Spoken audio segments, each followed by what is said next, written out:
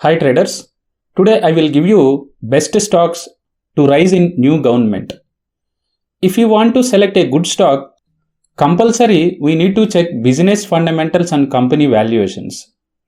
The recent election result outcome was very big surprise. Yesterday, NDA government took a charge third time in central NDA alliance. In this context, I filtered 16 stocks based on business fundamentals and valuations to invest in long-term basis.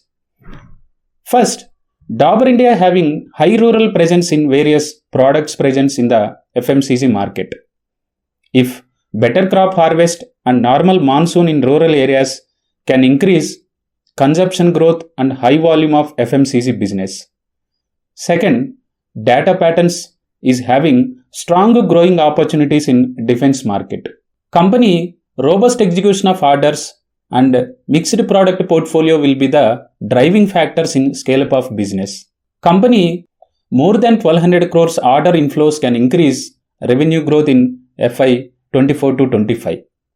Number 3, Deccan Cements is a small size cement manufacturer with 900 crores market capital.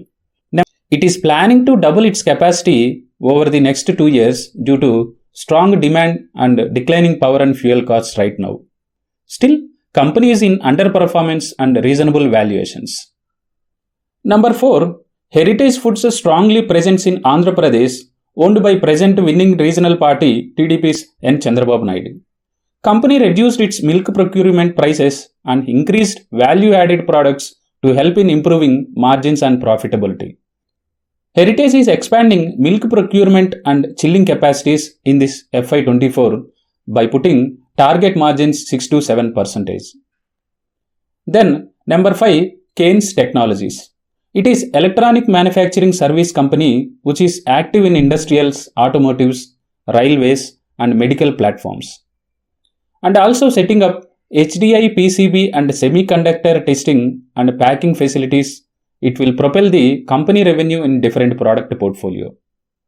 Number 6, L&T, Larsen & Toubro. L&T having strong government support, already having huge order book of 4,76,000 crores, providing strong growth visibility in the next 2 years and getting opportunities in the emerging sector.